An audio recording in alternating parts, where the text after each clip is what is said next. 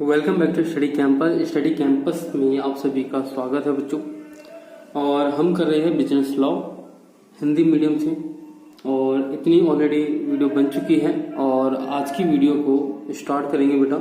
और टॉपिक होगा हमारा पक्षकारों में अनुबंध करने की क्षमता, कॉन्ट्रेक्चुअल कैपेसिटी ऑफ पार्टीज, कि कौन सी पार्टीज होती है जिनके साथ आप अनुबंध कर सकते हो और ऐसी कौन सी पार्टीज है जिनके साथ अनुबंध नहीं कर सकते हो। ये हमारा पहला टॉपिक है और जैसे जैसे वीडियो चलती रहेगी वैसे वैसे आपके टॉपिक आते चले जाएंगे। मैं आपको बता दूं ये सारे टॉपिक आपके पहले ही चैप्टर के हैं और ये आपका जो फर्स्ट चैप्टर है वही सबसे ज़्यादा मार्क्स का है। बाकी चैप्टर्स भी हैं लेकिन इसमें से ज़्यादा क्वेश्चंस आते हैं आपके, इसी वजह से ये टॉपिक बहुत ज़्यादा बड़ा है। आई होप इससे पहले जितनी वीडियोस बनी हैं वो सभी आपको अच्छे से क्लियर हुई होगी। और आज की वीडियो को स्टार्ट करेंगे बेटा। तो चलिए करते हैं डायरेक्ट बुक से कि ये टॉपिक है क्या, इसके बारे में पढ़ते हैं। ध्यान रखो बेटा, इंपॉर्टेंट क्वेश्चन ये भी है और साथ में और भी इंपॉर्टेंट क्वेश्चन आएंगे वीडियो में और वो भी देखते रहना। हाँ, और मेक श्योर कि बेटा वीडियो पूरी देखा करो ऑनलाइन, ठीक है। डाउनलोड करते हो एक अलग बात है, लेकिन ऑनलाइन एक बार जरूर देखा करो बेटा, क्योंकि देखा गया है कई बच्चों ने मुझे बताया है कि डाउनलोड करने के बाद वीडियो में प्रॉब्लम आती है। तो इसलिए आप अपना जो नेट है बेटा आप उसको खराब करोगे, उससे अच्छा पहले ऑनलाइन देख लो, बाद में जब सब कुछ देख लोगे अच्छे से पूरी वीडियो पूरे टाइम की एंड तक देखा करो बेटा। बीच में बहुत इंपॉर्टेंट बातें आती हैं वो सभी नोट करनी है आपको, कॉपी लेके बैठा करो। इसके बाद जब देख लो फिर आप देखा करो बेटा कि डाउनलोड करनी है या नहीं करनी। बट सबसे पहले आप टाइम लगाओगे, अपना नेट लगाओगे डाउनलोड करने में, इससे अच्छा पहले ऑनलाइन देख लो, पहले टाइम वहां पे इन्वेस्ट करो, उसके बाद अगर बचे तो आप डाउनलोड कर लेना बच्चे, ठीक है। तो चलिए स्टार्ट करते हैं बुक से। ये हमारा टॉपिक कि कौन से ऐसे पक्षकार है, कौन से ऐसी पार्टीज हैं जिनके साथ आप अनुबंध कर सकते हो, जिनकी क्षमता होती है अनुबंध करने की, मतलब कॉन्ट्रैक्ट करने की। बच्चे जब बात करते हैं हम अनुबंध करने की क्षमता रखने वाली पार्टीज की, तो ध्यान रखने वाली बात यहाँ पर यह है कि आप किसी के भी साथ अनुबंध नहीं कर सकते। ऐसा नहीं है कि आप किसी के साथ भी अनुबंध करना चाहो और वो हो जाए। तो अनुबंध हमें पर्टिकुलर किसी पर्सन के साथ करनी है और वो पर्सन कैसा होना चाहिए वो हम आज इस क्वेश्चन में देखेंगे बेटा। तो यहाँ पे लिखा हुआ है सबसे पहला पॉइंट, देखो क्वेश्चन ये है, अलग तरीके से पूछा जा सकता है क्वेश्चन। मेरे पास अगर आएगा तो पक्का मैं आपको बताऊंगा किस तरह से इसको और दूसरे तरीके से पूछा जा सकता है।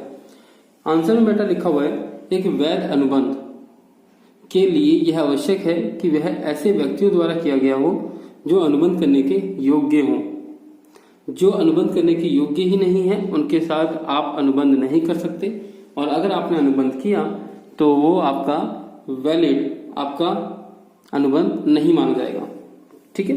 अब बात करते हैं कि डेफिनेशन में क्या लिखा हुआ है कि कौन सी ऐसी पार्टीज है जिनको इन्होंने माना है कि हाँ ये अनुबंध करने की क्षमता रखते हैं।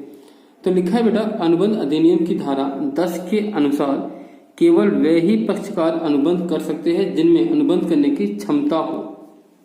अब बेटा आप कहोगे कि ये क्षमता कौन से लोगों के अंदर है, तो ये आप रीड कर लेना, ये इतना इम्पोर्टेंट नहीं है मुझे बताने के लिए। तो मैं डायरेक्ट आपको लेके चलता हूँ उस टॉपिक पे जहाँ पे बताया गया है कि कौन सी ऐसी पार्टीज है जो अनुबंध कर सकती है बच्चे। तो जो पार्टीज अनुबंध कर सकती है वो लिखा है धारा 11 के अंदर बेटा।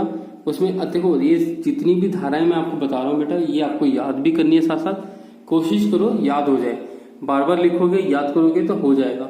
अगर मार्क्स अच्छे चाहिए बेटा एग्जाम में तो ये सारी चीजें आपको याद करनी पड़ेगी। लिखा हुआ है प्रत्येक ऐसा व्यक्ति अनुबंध करने की क्षमता रखता है जो कि संबंधित राज्य नियम के अनुसार, राज्य नियम का मतलब कानून के अनुसार, वयस्क आयु का हो, मतलब 18 साल से ज्यादा का हो या 18 साल का हो। सेकंड पॉइंट, स्वस्थ मस्तिष्क वाला हो, मतलब कि अनसाउंड माइंड ना हो, उसका जो माइंड है वो साउंड हो। आगे लिखा है किसी भी राज्य नियम द्वारा अनुबंध करने की अयोग्य घोषित ना किया गया हो। मतलब कई बार क्या होता है कि कुछ ऐसे लोग होते हैं जिनको लॉ जो है वो पहले से ही मना कर देता है कि ये किसी के साथ भी अनुबंध नहीं कर सकते। ये पॉसिबिलिटी हो सकती है उन लोगों के साथ जिन्होंने या तो फ्रॉड किया हो, या फिर आप कह सकते हो कि कोई गैंगस्टर है या पहले से ही उसका कोई ऐसा रिकॉर्ड है क्रिमिनल रिकॉर्ड कह सकते हो आप उसे, तो हम उनके साथ अनुबंध नहीं कर सकते। या फिर कई बार ऐसी कंट्रीज भी होती हैं जिनके साथ आप अनुबंध नहीं कर पाओगे, जैसे इंडिया के लिए पाकिस्तान। आप पाकिस्तान के किसी पर्सन के साथ अनुबंध अभी कर सकते हो, नहीं कर सकते हो, एक अलग बात है, लेकिन अगर देखा जाए तो आप अनुबंध ना ही करो तो ज्यादा अच्छा है। रीजन क्या है कि कभी भी यहाँ पे लड़ाइयाँ हो जाती हैं, और ऐसे में अगर आपने कुछ सेल या परचेज करने का कोई भी अनुबंध किया हुआ है तो ऐसे में आपका काम बीच में अटक सकता है किसी भी टाइम। तो ऐसी कंट्रीज जिसके साथ आपकी कंट्री के वाद विवाद चलते रहते हैं, तो ऐसी कंट्रीज में रहने वाले लोगों के साथ भी आप अनुबंध करने से बचो, तो ये आपके लिए बेनिफिट होगा। तो मेनली 3 टॉपिक हमें बताए हुए हैं। एक जो वयस्क आयु का है उसके साथ आप अनुबंध कर सकते हो। दूसरा है बेटा जो स्वस्थ मस्तिष्क वाला हो, जिसका दिमाग काम करता हो। थर्ड पॉइंट है बेटा जो किसी राज नियम कानून के द्वारा जिसको अयोग्य घोषित ना किया गया हो। तो 3 पॉइंट है, 3 तरीके के लोगों के साथ आप अनुबंध कर सकते हो। और अगर क्वेश्चन आता है कि कौन से ऐसे लोग हैं जिनके साथ अनुबंध नहीं कर सकते, तो बेटा इसी का अपोजिट आपका आंसर हो जाएगा। मतलब आप अनुबंध उसके साथ नहीं कर सकते जो वयस्क ना हो, आप अनुबंध उसके साथ नहीं कर सकते जिसका मस्तिष्क क्या कह सकते हो साधारण रूप से काम ना करता हो, आप किसी ऐसे पर्सन के साथ अनुबंध नहीं कर सकते जिसको राज नियम द्वारा या कानून के द्वारा उसका अयोग्य घोषित कर दिया गया हो। तो देखो बेटा 2 तरीके से क्वेश्चन हमने देखा भी। अब आगे देखते हैं कि इन्होंने जो आपका वयस्क आयु है और जो स्वस्थ मस्तिष्क है और राजनियम, इसको किस तरह से एक्सप्लेन किया हुआ है। आगे देखो बेटा क्या लिखा हुआ है। लिखा है धारा 11 के विश्लेषण से स्पष्ट है कि निम्नलिखित 3 वर्ग के व्यक्ति अनुबंध करने की योग्यता नहीं रखते। कौन से? माइनर जो नाबालिग है, वो पर्सन जो अनसाउंड माइंड के हैं, जो पागल कह सकते हो आप उसे, जिनका मस्तिष्क सही से काम नहीं करता, राजनियम द्वारा जिसे अयोग्य घोषित कर दिया गया हो, जैसे विदेशी शत्रु, जैसे मैंने आपको पाकिस्तान का नाम बताया अभी, विदेशी शासक या राजदूत के साथ किए गए अनुबंध। ठीक है, तो ये कुछ पॉइंट है 3 जो इसके साथ आप अनुबंध नहीं कर सकते, और इसी का अपोजिट करोगे तो इनके साथ अनुबंध कर भी सकते हो। अब बात आती है यहाँ पर कि अवयस्क, अगर आप माइनर के साथ अगर आप अनुबंध कर देते हो गलती से या जानबूझकर, तो ऐसे में क्या रेमेडी आपको मिलती है या इसके बारे में कानून क्या कहता है वो जानते हैं। लिखा है धारा 11 के अनुसार यह स्पष्ट हो जाता है कि नाबालिग अनुबंध करने के अयोग्य हैं। तो आपकी धारा 11 में ही बता रखा है कि आप माइनर के साथ अनुबंध नहीं कर पाओगे। मतलब क्या है इसका? वह अनुबंध करने की क्षमता ही नहीं रखता। ठीक है, आगे लिखा हुआ है भारतीय वयस्कता अधिनियम 1875 की धारा 3 के अनुसार। अब देखो इन्होंने बता रखा है कि ऐसे कौन से पर्सन हैं जिनको आप कह सकते हो कि वो माइनर है। देखिए, प्रत्येक व्यक्ति 18 वर्ष की आयु पूरी होने पर वयस्क अथवा बालिग माना जाएगा। तो जो पर्सन 18 साल के नहीं है आप उनको नहीं मानोगे कि वो वयस्क है, और साथ ही आप उनके साथ अनुबंध करने से बेटा बचो। ठीक है, आगे क्या लिखा हुआ है? इसके 2 अपवाद है जो कि किसी काम के नहीं है बेटा। रीड करो मत करो एक ही बात है, इसको रहने ही देना, ये किसी मतलब का नहीं है बेटा। आगे लिखा हुआ है भारत में प्रचलित अधिनियम के अनुसार एक अवयस्क की स्थिति इस प्रकार है बेटा, ठहराव पूर्ण रूप से व्यर्थ होगा। पहली बात कि अगर आप किसी अवयस्क जो 18 साल का नहीं है, अगर बेटा आप उसके साथ एग्रीमेंट करते हो, आप उसके साथ अनुबंध करते हो, कॉन्ट्रैक्ट करते हो, तो बेटा पूरी तरह से वॉइड होगा। वॉइड का मतलब हो गया व्यर्थ हो गया, खराब है वो। इसकी एक केस स्टडी थी बेटा, वो केस स्टडी थी इसकी। लिखा हुआ है मोहरी बीवी बनाम धर्मोदास घोष। इसमें क्या हुआ था कि ये जो पर्सन है धर्मोदास घोष, इसने क्या किया कि ये माइनर है और इसने कुछ पैसा लिया था और उसकी प्रॉपर्टी थी करीबन 20,000 रुपए की। उसने 20,000 रुपए की प्रॉपर्टी को गिरवी रखा इसके पास, इसके हस्बैंड के पास, राइट। इसके हस्बैंड के पास उसने क्या रखा? अपनी 20,000 की कोई प्रॉपर्टी मॉर्गेज के रूप में आप कह सकते हो कि एज ए गारंटी के रूप में रखा, और उससे 8,000 रुपए लिए थे। कितने लिए थे? 8,000, और गिरवी कितनी रखी? 20,000।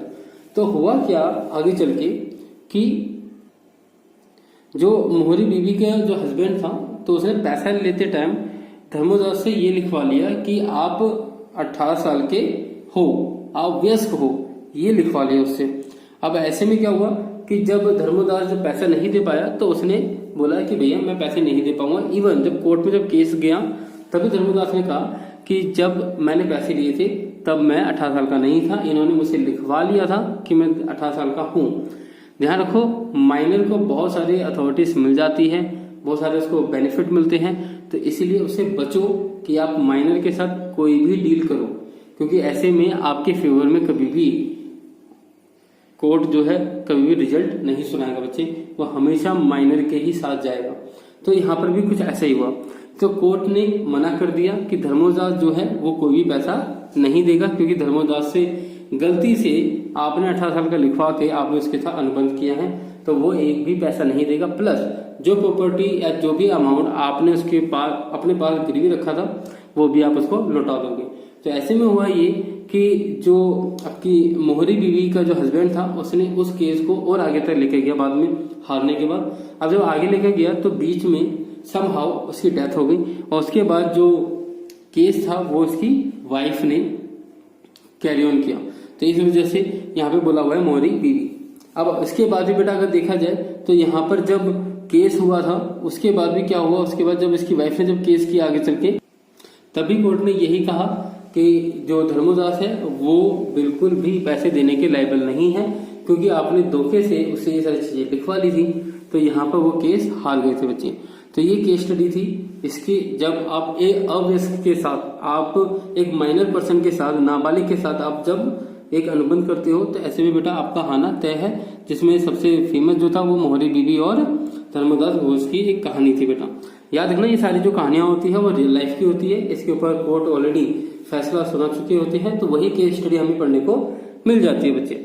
आगे लिखा हुआ है वयस्क होने पर पुष्टि संभव नहीं है। लिखा हुआ क्या कि क्योंकि अवयस्कता की अवधि में किया गया प्रत्येक ठहराव प्रारंभ से ही व्यर्थ होता है। मतलब आप अगर ये कह दो कि उस पर्सन से ये लिखवा लो कि अभी आप माइनर हो, ठीक है, लेकिन जब आप व्यस्क हो जाओगे तब मुझे ये पैसा दे दोगे या तब आप लायबल हो जाओगे, तो नहीं, ऐसा कुछ भी नहीं है। अगर आप अव्यस्क के साथ, अगर आप माइनर के साथ अगर आप अनुबंध करते हो तो बेटा वो जो अनुबंध है वो स्टार्टिंग से ही खराब हो चुका है, वो स्टार्टिंग से उसका कोई मीनिंग नहीं है। भले आप उसे प्रॉमिस करवा लो कि जब वो व्यस्क हो जाएगा तो वो ये कर देगा वो कर देगा, ऐसा कुछ भी नहीं है। फ्यूचर पे डिपेंड होना ही नहीं होगा कानून को। कानून कहेगा कि भैया जिस टाइम पे आप अनुबंध कर रहे थे उस टाइम पे वो माइनर है, तो आप कोई भी उसके साथ अनुबंध कर ही नहीं सकते।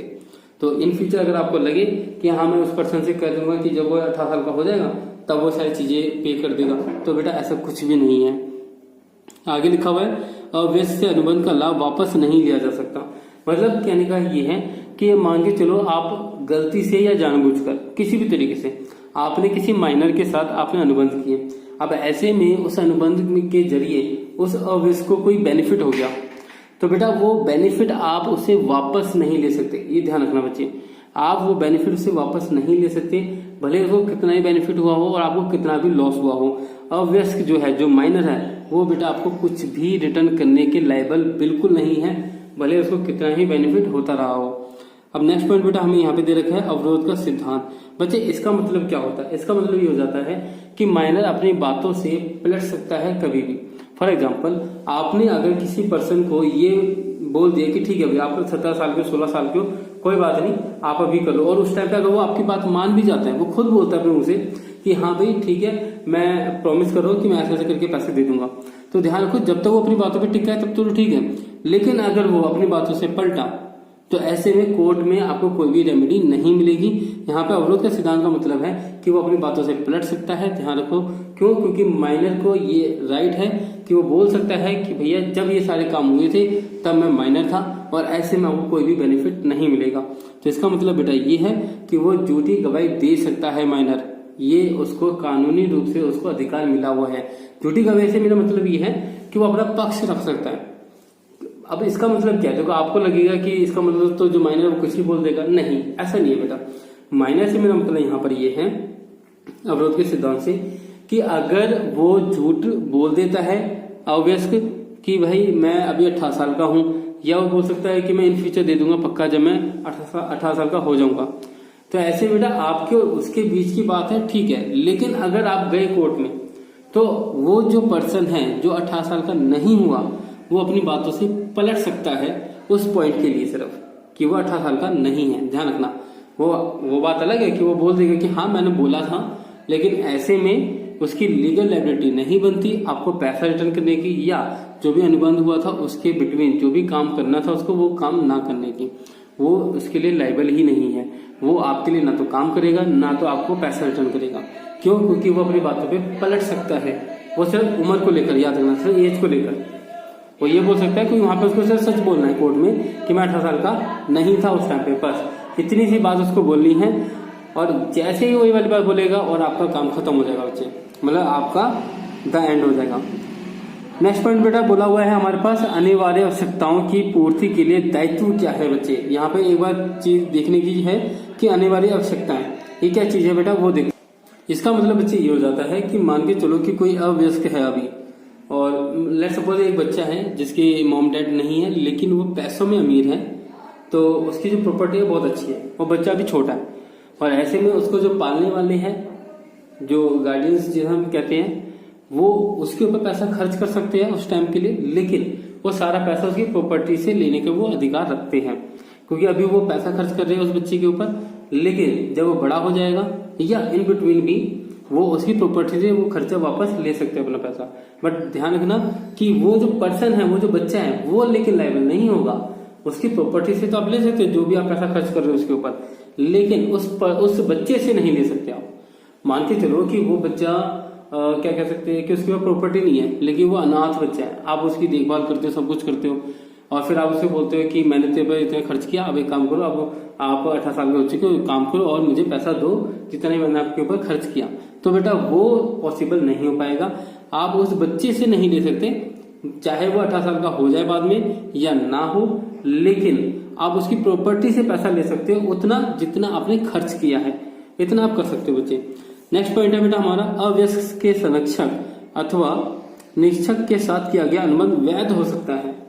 ध्यान रखना, मान के चलो कि किसी बच्चे का अगर कोई सुपरवाइजर है, सुपरवाइजर का मतलब गलत वर्ड यूज कर लिया मैंने, मतलब एक ऐसा पर्सन जो उसकी देखभाल करता है, जिसको हम बोलते हैं गार्डियंस या संरक्षक, जैसे चाचा चाची ताऊ ताई ये सब। अगर कोई पर्सन है जो उसकी देखभाल करता है उसके माँ बाप के जाने के बाद, तो आप उस पर्सन के साथ तो कांटेक्ट कर सकते हो उस बच्चे से रिलेटेड, लेकिन अगेन यहाँ पे पॉइंट और आ गया कि वो बच्चा फिर भी लायबल नहीं होगा। हाँ, वो जो चाचा चाची ताऊ ताई जो भी है वो लायबल हो सकते हैं उस अनुबंध को पूरा करने के, लेकिन वो बच्चा अनुबंध पूरा करने के लिए लायबल नहीं है। तो आप कहोगे कि सर बेनिफिट क्या है, तो उससे बात करने का मतलब क्या होता है, चाचा ताई और जो भी है उससे। तो बेटा देखो, अगर कोर्ट जब अथॉरिटी दे देता है उस पर्सन को कि हाँ इस बच्चे की देखभाल करने की जिम्मेदारी आपकी है और इसकी प्रॉपर्टी की देखभाल करने की भी जिम्मेदारी आपकी है, लेकिन हमारी नजरों के साथ, तो ऐसा नहीं हो सकता कि जो उसकी चाचा चाची है ताऊ जो भी है वो उसकी प्रॉपर्टी का फायदा उठाएंगे, ऐसा नहीं हो सकता, क्योंकि कानून जो है, जो कोर्ट है, वो उस पर नजर रखेगा। अब ऐसे में मान के चलो कि कोई आपने अनुबंध किया, जैसे मान के चलो दूध वाले का ही अनुबंध ले लेते हैं, दूध वाले से आपने कॉन्टेक्ट किया कि भाई 1 साल तक दूध यहाँ पे सप्लाई करोगे इस बच्चे के लिए, तो इस बच्चे के बिहाफ पे उसके जो गार्डियंस थे उन्होंने आपके साथ अनुबंध किया। अब ऐसे में आपने उनसे पेमेंट मांगी 1 साल की, अब वो पेमेंट वो आप उसकी प्रॉपर्टी से दे सकते हो, उसके बैंक बैलेंस से दे सकते हो उस बच्चे के, ठीक है। बट अगर वो नहीं देते तो इसका मतलब ये नहीं है कि आप बच्चे से मांगना शुरू करोगे, बेटा बच्चा नहीं दे पाएगा, ठीक है, ध्यान रखना, बच्चा लायबल नहीं है। नेक्स्ट पॉइंट है बेटा दिवालिया। अगर दिवालिया हो जाता है, दिवाली का मतलब कि पूरा कंगाल हो जाता है, क्या लिखा हुआ, वह दिवालिया घोषित नहीं किया जा सकता। जो माइनर है बच्चे, माइनर जो होगा कभी भी दिवालिया घोषित नहीं होगा। उसके पीछे का रीजन क्या है बेटा, उसके पीछे का रीजन एक ये है, क्योंकि बेटा जब वो पैसा लेने के लिए ही लायबल नहीं है तो पैसा देने के लिए भी लायबल नहीं होगा। मतलब अगर आप किसी माइनर के साथ अगर आप कॉन्ट्रैक्ट करते हो, अनुबंध करते हो, तो ऐसे में बेटा माइनर भी आपसे पैसा लेने के लिए लायबल नहीं है, वो भी आपसे पैसे नहीं ले सकता क्योंकि वो माइनर है, उसको वो अनुबंध कर ही नहीं सकता। अगर आप अनुबंध करते हो तो वो आपका इलीगल हो गया एक तरह से, ठीक है। तो ऐसे में जब वॉइड है आपका अनुबंध, जब व्यर्थ अनुबंध है, तो जो आपका माइनर है वो भी आपसे बेनिफिट नहीं ले सकता। बट समहाउ अगर ले भी लेता है तो वो रिटर्न नहीं करेगा, ठीक है।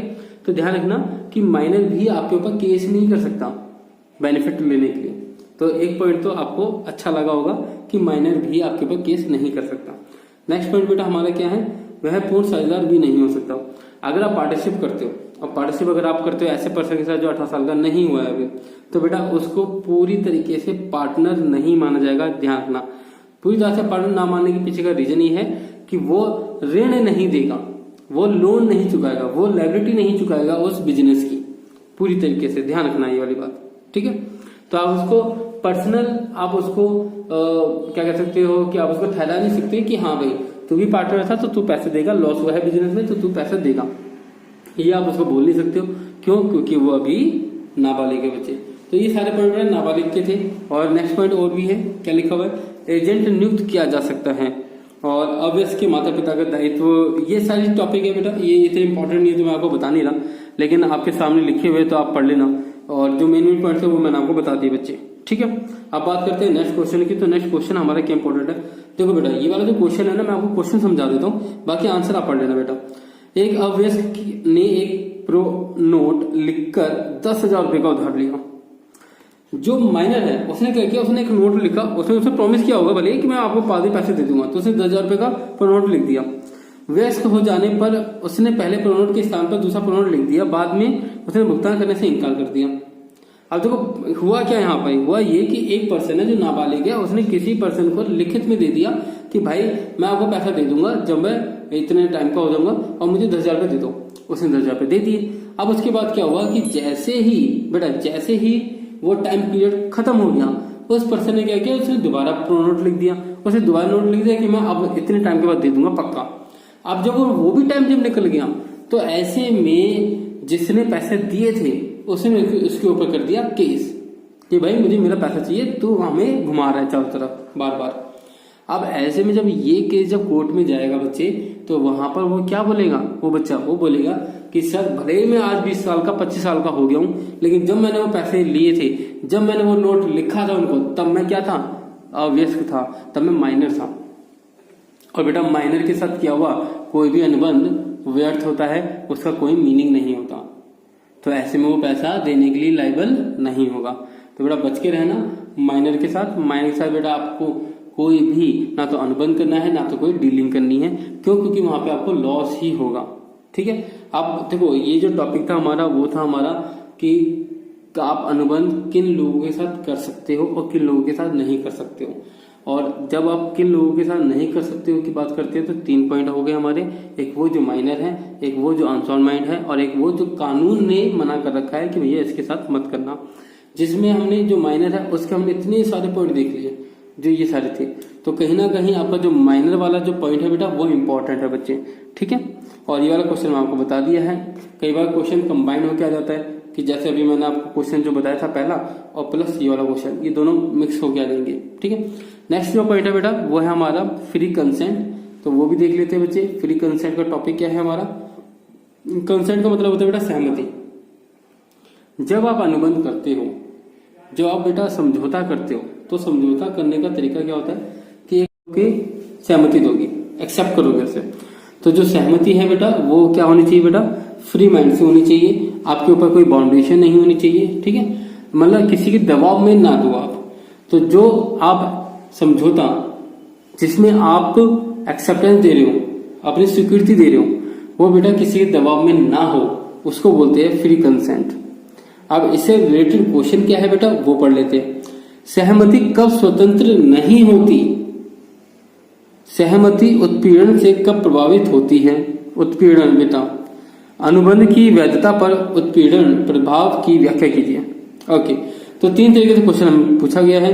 पहला पूछा है कि सहमति स्वतंत्र कब नहीं होगी, और दूसरा पूछा हुआ है कि सहमति उत्पीड़न में कब प्रभावित होगी, ठीक है। और लास्ट में लिखा हुआ है कि अनुबंध की वैधता पर उत्पीड़न प्रभाव की व्याख्या करनी है।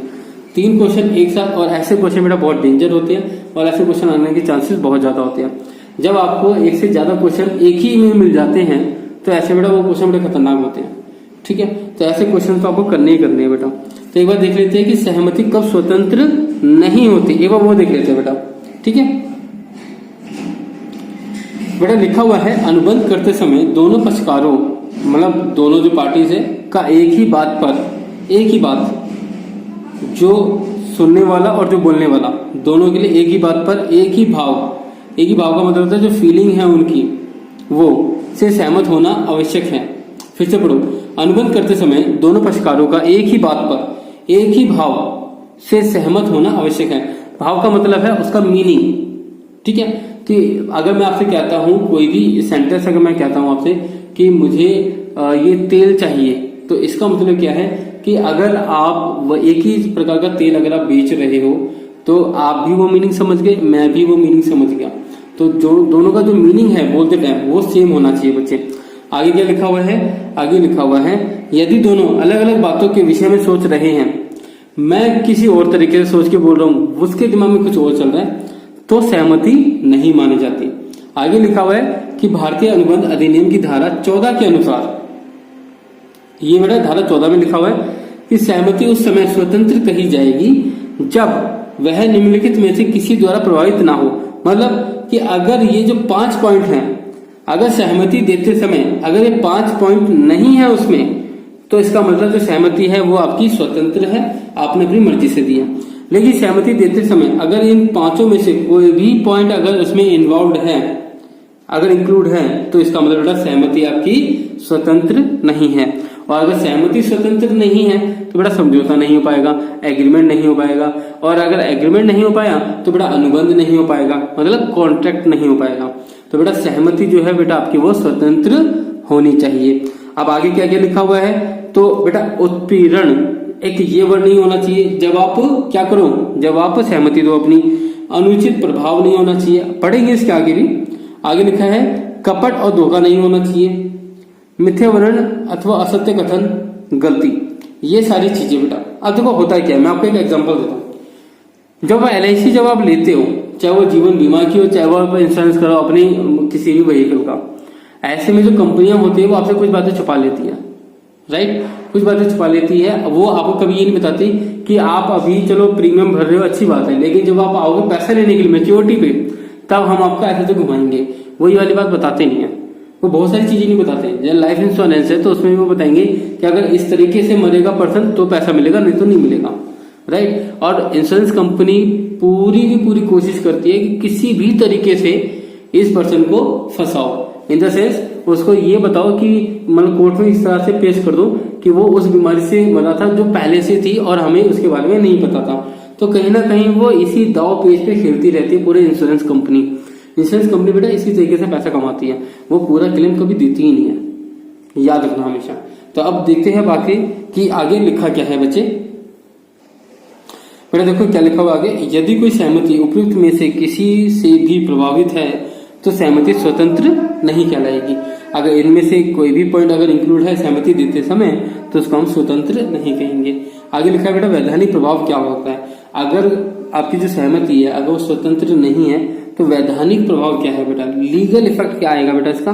तो लिखा हुआ है कि धारा 14 के अनुसार ठहराव में सहमति ना होने की दशा में व्यर्थ होता है। मतलब अगर आप अनुबंध करते हो और अनुबंध में अगर आपको सहमति नहीं मिली तो भी वो व्यर्थ हो गया, वो खराब हो चुका है वो अनुबंध। लेकिन यदि सहमति हो तथा स्वतंत्र सहमति ना हो, मतलब उसने हाँ तो भर दी लेकिन वो स्वतंत्र ना हो, फ्री ना हो, उसने फ्री माइंड से वो स्वतंत्रता के साथ वो अपनी हामी नहीं भरी, तो भी बेटा वो जो अनुबंध होगा, वो जो ठहराव होगा, वो जो समझौता होगा, वो सब क्या होगा बेटा, आपका व्यर्थ हो जाएगा। ठीक है, आगे लिखा है। अब ध्यान रखना ऐसे में होता क्या है, मैं आपको एक कंडीशन समझाता हूँ। मान के चलो आपने किसी पर्सन के साथ फ्री कंसल्ट नहीं किया, आपने बंदूक रख के या आपने कोई भी धमकी देके आपने उससे वो हामी भरवा दी। अब ऐसे में कॉन्ट्रैक्ट तो हो गया, उसने सिग्नेचर भी कर दिया अपने उस कॉन्ट्रैक्ट के ऊपर और वो चल भी रहा है। लेकिन समहाउ क्या होता है कि कभी कभी माइंड उसका चेंज हो जाता है। चेंज होने का मतलब है कि उसके अंदर हिम्मत आ जाती है आप झूठ के खिलाफ खड़े होने की। तो जब अगर उसके अंदर ये बात आ जाती है कि नहीं मुझे इसके अगेंस्ट आवाज उठानी चाहिए, एक एग्जांपल लेंगे उसमें कि आपने किसी का घर ले लिया बंदूक के नोक पर और उसे साइन करवा लिया, इवन आपने उसको पैसे भी दे दिए जो उसके घर के बनते हैं। लेकिन देखो हर किसी पर्सन की फीलिंग अलग होती है उसके घर के साथ। कोई पर्सन घर खरीदता है पैसे कमाने के लिए और कोई पर्सन खरीदता है उसको अपनी फैमिली बचाने के लिए। मीन्स वही घर उसकी जो इमोशनल जो होते हैं, इमोशंस वो बेटा जुड़े होते हैं उस घर से। तो ऐसे में वो पर्सन घर बेचना नहीं चाहता, उसके लिए घर का मायने, घर के जो मायने बेटा बहुत बड़े होते हैं, बहुत ज्यादा होते हैं। तो ऐसे में अगर आपने उसे घर ले लिया बंदूक की नोक पे या धमकी देके किसी भी तरीके से और बाद में अगर उसने हिम्मत की तो कोर्ट में जाके वो ये प्रूफ कर सकता है कि जब इन्होंने साइन आपसे करवाए थे तो वो फ्री कंसेंट नहीं थे, वो इन्होंने दबाव देके उन्होंने करवाए थे, इसलिए जो अपने जो अनुबंध जो हमारे बीच में हुआ था वो व्यर्थ है, वो उसको कैंसिल कर दो। ठीक है, तो ये पॉइंट होता है बेटा हमारा वैधानिक का प्रभाव। अब बात आ जाएगी बेटा कि जो भी हमने अभी पढ़ा ये सारी चीजें, तो मुझे बताओ कि उत्पीड़न होता क्या है। बेटा उत्पीड़न का मतलब होता है कि जब कोई भी एक पक्ष दूसरे पक्ष की हामी करवाने के लिए उसको धमकी देता है किसी प्रकार की, तो उसको हम क्या बोलते हैं बेटा, उत्पीड़न। ध्यान रखना बेटा ये, ठीक है। तो धमकी देने को बोलते हैं उत्पीड़न, ठीक है। आगे जो पॉइंट है बेटा उसको देखेंगे, तो आगे जो पॉइंट है उसमें लिखा हुआ है, जैसे लिखा है कि उपरोक्त धारा 15 का विश्लेषण निम्न तथ्य प्रस्तुत करता है। बेटा ये पॉइंट आप पढ़ लेना, ध्यान रखो, ये पढ़ लेना। मैंने आपको सिर्फ मीनिंग समझाया, क्यों? ऑलरेडी वीडियो बहुत ज्यादा बड़ी हो जाती है तो बहुत ही मुश्किल हो जाती है फिर उसको सम अप करने में, उसको प्रोसेस करने में, इस वजह से मैं आपको ये नहीं पढ़ के बता रहा। आगे पॉइंट क्या लिखा हुआ है, उपरोक्त धारा 15 का विश्लेषण निम्न तथ्य प्रस्तुत करता है। तो क्या क्या है बेटा, देखो, भारतीय दंड विधान द्वारा वर्जित कार्य करना। जो आपका जो दंड विधान है बेटा, ये क्या होता है, आपका होता है इंडियन पिनल कोड, आईपीसी की धारा आपने सुना होगा, तो बेटा ये वही होता है। आईपीसी की मतलब होता है इंडियन पिनल कोड, जिसको हम बोलते हैं दंड विधान। इसके अंदर आपको ना सजा जो दे सकते हैं वो सब लिखा होता है। तो आपके जो कानून है अलग अलग है, जैसे हमारा बिजनेस लॉ है वो क्रिमिनल लॉ होगा, राइट, जिसको हम इंडियन पिनल कोड कहते हैं। तो अलग अलग टाइप के आपके लॉ होते हैं। हम जो पढ़ते हैं बेटा, हम बिजनेस लॉ पढ़ते हैं, हम बहुत ही सीधे साधे कॉमर्स के बच्चे हैं, हमें क्या लेना देना खून खराबे से। तो अब बात करते हैं बेटा, टॉपिक पे आ जाते हैं दोबारा से। लिखा हुआ है भारतीय दंड विधान द्वारा वर्जित कार्य। अगर इंडियन पिनल कोड जो आपका जो क्रिमिनल जो रिकॉर्ड होते हैं, जो कानून होते हैं, उसके अकॉर्डिंग अगर आप कोई भी काम करते हो, जैसे हत्या करवाना, उसको मारना, उसको पीटना, उसको धमकी देना, तो वो सब के सब अगर काम उन्होंने यूज किए हैं सहमति लेने में, तो भी वो क्या हो जाएगा बेटा, व्यर्थ हो जाएगा। लिखा गया है, देखो, ये जो दो पर्सन है, इसका एक विवाद आया था इसी पॉइंट पे, जो कि बहुत ज्यादा फेमस हुआ था। लिखा हुआ है, एक व्यक्ति की मृत्यु पर उसकी विधवा को धमकी दी गई कि जब तक वह एक बालक को गोद नहीं लेगी उसके पति के शव को दाह क्रिया के लिए नहीं ले जाने दिया जाएगा। विधवा ने बालक को गोद ले लिया। न्यायालय ने निर्णय दिया कि यहाँ पर स्वतंत्र सहमति नहीं दी गई थी, बल्कि दबाव डालकर विधवा की स्वीकृति प्राप्त की गई थी, क्योंकि भारतीय दंड विधान के अनुसार किसी मृतक के शव को दाह क्रिया के लिए ले जाने से रोकना अपराध है, अतः यहाँ पर गोद लेना वैध नहीं माना जाएगा। मतलब जो, अब देखो यहाँ पर देखो, ये हो सकता है कि उस पर्सन जो वो लेडी थी, उस पर्सन की शायद प्रॉपर्टी अच्छी हो सकती है, इस वजह से जो लोग थे उन्होंने कहा कि आपको एक बच्चा गोद लेना पड़ेगा, ताकि, तो क्योंकि इंडिया में थोड़ा ऐसा इश्यू होता है कैरेक्टर को लेकर, तो हो सकता है कि उसके कैरेक्टर को लेकर शायद आवाज उठाई गई हो, तो इसलिए उन्होंने कहा कि ये पर्सन क्या हो जाएगी, फिर ये बंध जाएगी वहां पर और फिर कहीं और नहीं जा सकती। तो इस वजह से उन्होंने शायद कहा हो कि इसकी प्रॉपर्टी का एक वारिस हो जाएगा कम से कम। तो वहां पर भी क्या हुआ कि जो गोद लिया गया था, वो जो वैध जो अनुबंध जो था, वो आपका क्या हो गया, व्यर्थ हो गया बेटा। ठीक है, ये केस था बेटा, बहुत अच्छा केस है, याद कर लेना बच्चे। आगे क्या लिखा हुआ है, भारतीय दंड विधान द्वारा वर्जित किसी कार्य को करने की धमकी देना। तो यहाँ पर देखो, यहाँ पे क्या था कि यहाँ पे भी उन्होंने धमकी दी थी, उन्होंने कहा था कि भैया आपको गोद लेना पड़ेगा। और यहाँ पे क्या हुआ, यहाँ पे अमीर, राजू और शिमशा, इसका भी केस है। केस क्या है बेटा, क्या लिखा हुआ है, एक व्यक्ति ने आत्महत्या की धमकी देकर अपनी स्त्री तथा पुत्र से मुक्ति पुत्र ले लिया। मुक्ति पुत्र का मतलब होता है कि ये ले लेना उनसे कि अब मेरा और आपका कोई रिलेशन नहीं है। तो जो हस्बैंड था वो बहुत ही ज्यादा शातिर था, उसने अपनी वाइफ से और अपने बच्चे से वो लेटर लिख लिया कि भाई अब हम दोनों के बीच में कोई भी संबंध नहीं है। तो इसका मतलब क्या है कि मैं आपके जो भी खर्चे है वो बियर नहीं करूंगा, आप अपना देख लो, मैं अपना देख लूंगा, राइट। इसका मतलब ये था बेटा। लिखा हुआ है, इस विवाद में न्यायालय ने निर्णय दिया कि उत्पीड़न का प्रयोग किया गया है, क्योंकि जब सहमति ली गई थी तब उसमें आत्महत्या की धमकी देने का काम किया गया था। इस वजह से वो भी जो अनुबंध हुआ है, जो सहमति ली गई है, वो आपकी फ्री कंसेंट नहीं है, तो वो भी आपकी क्या हो गई बेटा, वर्जित हो गई। ठीक है, तो ये दो पॉइंट हमारे थे इसके। अब नेक्स्ट पॉइंट देखते हैं जरा, आगे क्या लिखा हुआ है बेटा। बेटा देखो, अभी तक हम जो भी पढ़ रहे हैं बेटा, वो सबके सब हम पढ़ रहे हैं उत्पीड़न को लेकर, बाकी सारी चीजें नहीं बताई गई है, क्योंकि सिलेबस आपका बहुत ज्यादा ऑलरेडी बहुत बड़ा है। इस वजह से इन्होंने और आगे नहीं बताया। बाकी थे 5 पॉइंट थे, जिसमें से इन्होंने सिर्फ उत्पीड़न को ही इन्होंने यहाँ पे मेंशन किया गया है। आगे का पॉइंट क्या लिखा हुआ बेटा, किसी संपत्ति की अवैध रूप से रोके रखना भी उत्पीड़न कहलाता है। अगर आप किसी की प्रॉपर्टी को अवैध रूप से रोकते हो, फॉर एग्जांपल आपने किसी से लोन लिया, किसी पर्सन से जो साहूकार होते हैं, नॉर्मली आपके घर के आसपास रहते हैं, जो बहुत पैसों में बहुत अच्छे होते हैं, आपने उनसे लोन लिया और ऐसे में आपने अपने घर के कागज दिए और अब आपने क्या किया, आपने उसको पैसे देने की आप कोशिश कर रहे हो, आप उसको कह रहे हो कि भाई ये लो पैसे और क्या कहते हैं मेरे कागज मेरे को वापस करो, लेकिन वो आपसे पैसे नहीं लेता जानबूझकर। तो ऐसे में वो क्या कर रहा है, वो जानबूझकर आपसे अवैध रूप से आपके घर के कागज देने की उसकी इच्छा नहीं है, तो उसको भी एक तरह से उत्पीड़न ही कहते हैं। आगे का पॉइंट लिखा है, किसी संपत्ति को अवैध रूप से रोके रखने की धमकी देना।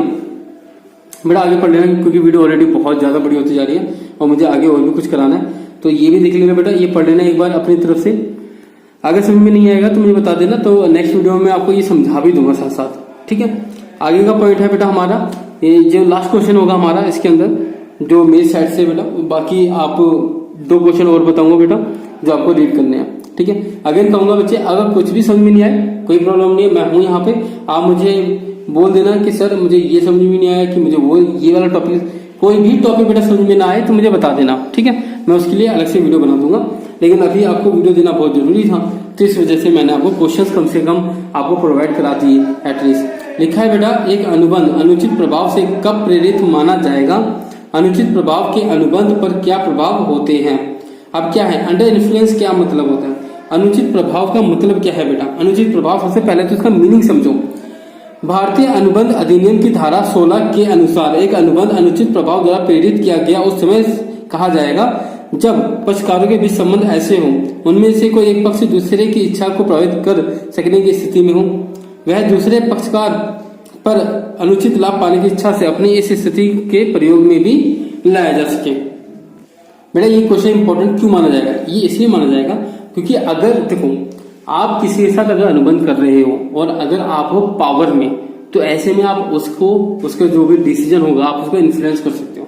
फॉर एग्जांपल अगर पुलिस वाले से कभी आपकी कभी लड़ाई हुई, भगवान अगर कभी हो, बट अगर हुई तो ऐसे में आपको पता है कि वो आपके जो डिसीजन है उसको इन्फ्लुएंस कर सकते हैं और आप भी कर लोगे। क्यों, क्योंकि उससे पंगा कौन ले, राइट। और ऐसे में कोई गुंडा, कोई ऐसा कोई पर्सन जो गैंगस्टर है, अगर वो भी अगर आपसे पंगे लेता है तो उसके पास ही पावर है आपके जो डिसीजन है उसको इन्फ्लुएंस करने की, ठीक है। वो डिसीजन किसी से भी रिलेटेड हो सकता है कॉलेज जाने से रिलेटेड हो सकता है घर खरीदने से रिलेटेड हो या घर बेचने से रिलेटेड हो, कोई भी। इवन कई बार डॉक्टर्स भी इन्फ्लुएंस कर देते हैं आपके डिसीजन को डरा के कि आपके साथ ये हो जाएगा वो हो जाएगा अगर आप नहीं रोके ये।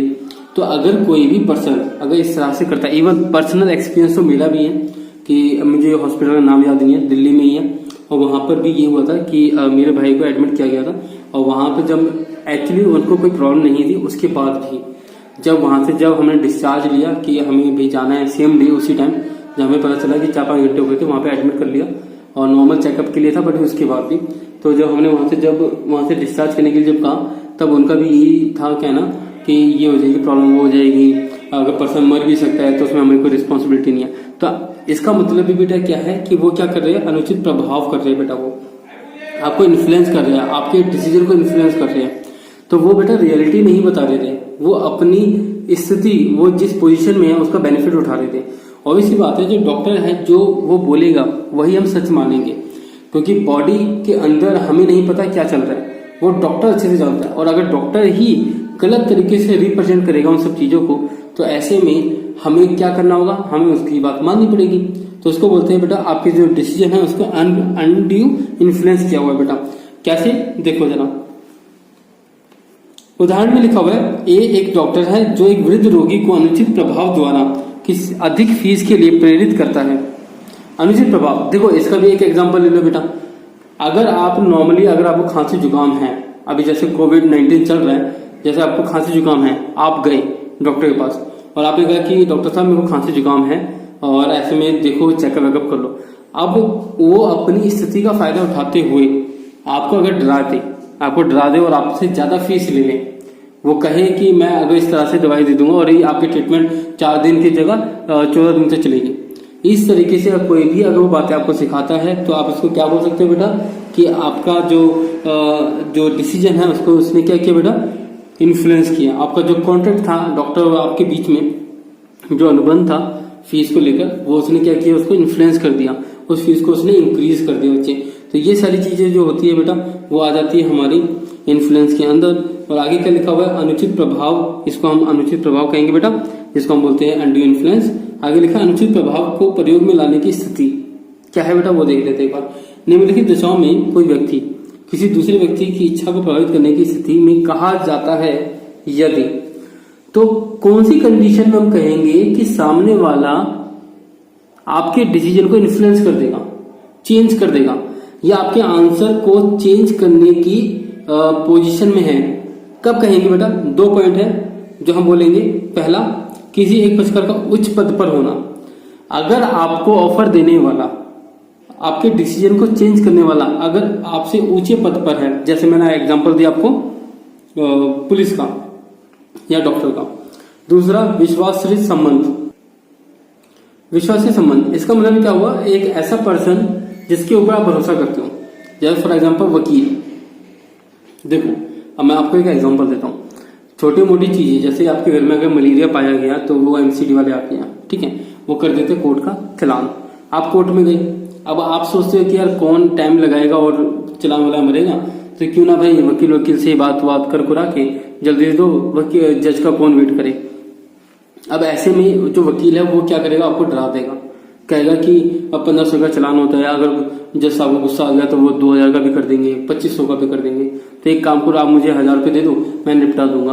राइट, उसने क्या किया, भरोसे में लेकर आपके साथ धोखा कर दिया, आपके जो डिसीजन है उसको चेंज कर दिया। और जबकि अगर आप जज के सामने आते तो हो सकता है आपका चलान सिर्फ 100 रुपये का होता। तो ऐसी कंडीशन में हम कहते हैं विश्वासरहित संबंध, आपने किसी से विश्वास के साथ जो संबंध बनाए थे और उसने उसका बेनिफिट उठाया। अब नेक्स्ट जो पॉइंट है बेटा, 2 पॉइंट चाहिए होंगे, इसका जो नेक्स्ट पॉइंट है बच्चे, वो नेक्स्ट पॉइंट है हमारे पास ये, और वो है बेटा अस्वस्थ मानसिक दशा। इसका मतलब आप समझ गए होंगे, ऐसा पर्सन जिसकी जो मानसिक स्थिति है वो सही नहीं है। जहां एक व्यक्ति किसी ऐसे व्यक्ति से अनुबंध करता है जिसकी मानसिक स्थिति बीमारी अथवा मानसिक या शारीरिक कष्ट के कारण क्षीण हो गई हो, जैसे डॉक्टर तथा रोगी। मतलब अगर आप ऐसे व्यक्ति के साथ अगर अनुबंध कर रहे हो जिसका दिमाग अभी काम नहीं कर रहा, जिसकी स्थिति नहीं है काम करने की, जिसके दिमाग की स्थिति नहीं है सही डिसीजन लेने की, ऐसे व्यक्ति के साथ अगर आप अनुबंध कर रहे हो, ऐसे व्यक्ति के साथ अगर आप जो इन्फ्लुएंस कर रहे हो उसके डिसीजन को, तो वो पॉइंट यहाँ पे बताया गया है। आगे लिखा है अनुचित प्रभाव को सिद्ध करने का भार क्या है बेटा। ध्यान रखना कि अगर आप कोर्ट में जाते हो और आपके साथ अगर ऐसा कोई भी चीज हुई है, अगर आपका कंसेंट आपका फ्री में ना लेकर आपके साथ इन्फ्लुएंस किया हुआ है, अनड्यू इन्फ्लुएंस किया हुआ है, आपके डिसीजन को चेंज किया हुआ है, तो ऐसे में बेटा अगर आप केस करते हो तो जो आपके डिसीजन को इन्फ्लुएंस नहीं किया, ये जो सेंटेंस है बेटा कि आपके डिसीजन को चेंज नहीं किया उस पर्सन ने, तो इसकी जिम्मेदारी भी उसी आदमी की होगी। आप कोर्ट में जाके कहोगे कि सर इसने मुझे ऐसे से बोला, इसने मेरे डिसीजन को चेंज किया, इसलिए मैं डर के मैंने ये सारे काम कर दिए, मुझे सच्चाई नहीं पता थी, उसने जो कहा वो मैंने कर दिया। तो ऐसे में अब देखो यहाँ पे एक केस और हो सकता है बेटा, LIC वाले आते हैं और आप कहते हो कि सर टर्म्स एंड कंडीशन बता दो अपने, आप ये कौन पढ़ेगा, इतने बड़े बड़े जो पैराग्राफ जो होते हैं इसको कौन पढ़ेगा, मेन जो भी है वो सब आपको बता दो। अब ऐसे में LIC वाले क्या करते हैं, वो करते हैं कि अरे भाई साहब हम है ना, हमारे पर भरोसा रखो, सब सही है, ऐसी कोई बात है ही नहीं। तो ऐसे में क्या हुआ कि उसने आपने उसके ऊपर भरोसा रख के उसने आपके डिसीजन को चेंज किया, तो भी आप बेटा केस कर सकते हो। राइट, हालांकि रिस्पॉन्सिबिलिटी तो आपकी बनती है कि आपको टर्म्स एंड कंडीशन पढ़नी चाहिए क्योंकि वो आपकी जिम्मेदारी है।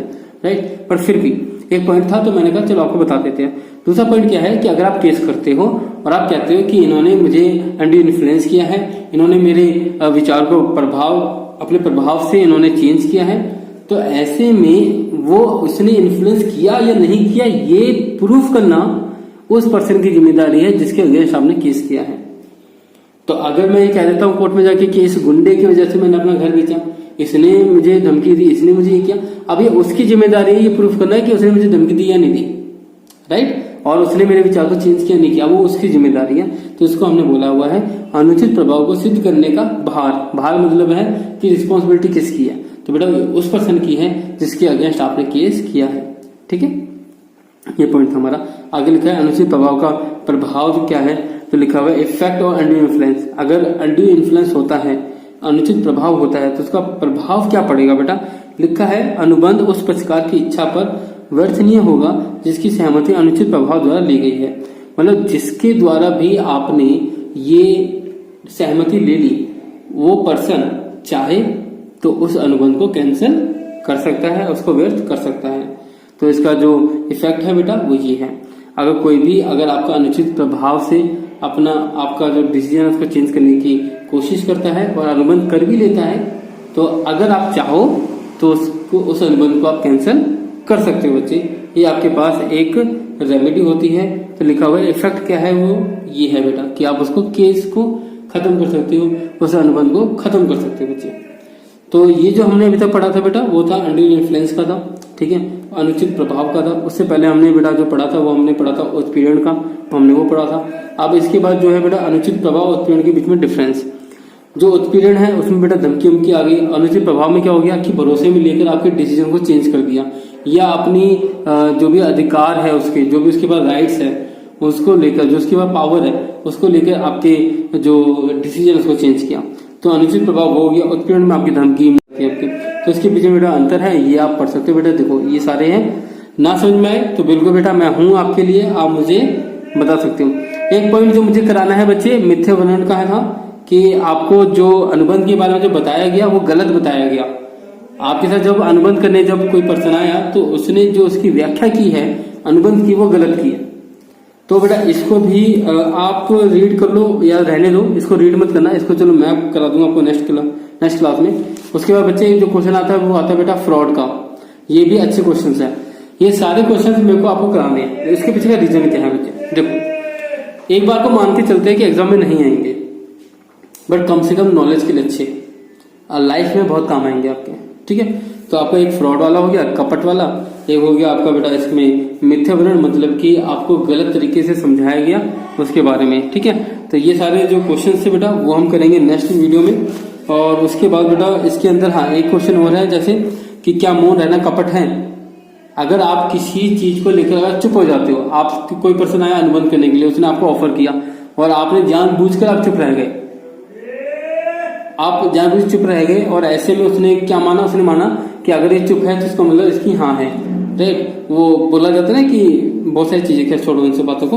तो क्या मौन रहना, अगर कोई पर्सन अगर चुप रह जाता है किसी भी ऑफर को लेकर, तो क्या हम ये मानेंगे कि उसने जानबूझकर वो चुप था, वो जानबूझ के उसने कपट किया हमारे साथ उसने फ्रॉड किया। तो वो भी हम यहाँ पे देखेंगे। उसके बाद आते हैं बेटा मिस्टेक वाला क्वेश्चन इतना इंपॉर्टेंट नहीं होगा बेटा। तो यहाँ पे सिर्फ हमारा फ्रॉड तक ही इंपॉर्टेंट क्वेश्चन था। इसके बाद भी बेटा हम क्वेश्चंस करेंगे इसमें, तो वो मैं आपको एक बार बता देता हूँ कि इसके बाद हमारा कंसिडरेशन का टॉपिक होगा, जो सबसे ज्यादा इंपॉर्टेंट, उससे भी ज्यादा इंपॉर्टेंट कंसिडरेशन, लेकिन मात्र एक क्वेश्चन बस, इसका और कोई क्वेश्चन ही नहीं है बच्चे, मात्र एक क्वेश्चन है बस, और कोई क्वेश्चन नहीं है इसका। और भी कोई क्वेश्चन होगा तो इंपॉर्टेंट नहीं होगा। ये वाले से ऊपर से पढ़ने वाली चीजें हैं। ये वाला जो टॉपिक है हमारा एग्रीमेंट, ये वाला बेटा आपको से ऊपर से पढ़ने वाला है, इसमें से कोई क्वेश्चन आएगा नहीं आपका, ठीक है। तो इसको हो सकता है तो ना पढ़े, लेकिन जो इसके बाद जो इम्पोर्टेंट में जो अनुबंध जो आ जाते हैं कि कितने टाइप के आपके अनुबंध है, तो क्वासी अनुबंध जो है ये ऐसा टॉपिक है जो बच्चे नहीं कर पाते, इसलिए ये करना बहुत जरूरी है। तो फिर ये वाला करेंगे। तो अगली वीडियो में देखते हैं कितने टॉपिक हम कवर कर सकते हैं। ऑलरेडी वीडियो बेटा बहुत ज्यादा हो चुकी है। मेक श्योर बच्चों वीडियो पूरी देखा करो, ठीक है। अगर आप यहाँ तक आए हो तो अवश्य बात आपने पूरी देखी होगी, और साथ ही बेटा सब्सक्राइब करो चैनल को जो भी नए हैं, और बाकियों के साथ भी शेयर करो भाई, उनकी भी हेल्प करो। उनको क्या पता बेटा कौन सा बच्चा किसको इस वीडियो की बहुत ज्यादा जरूरत हो।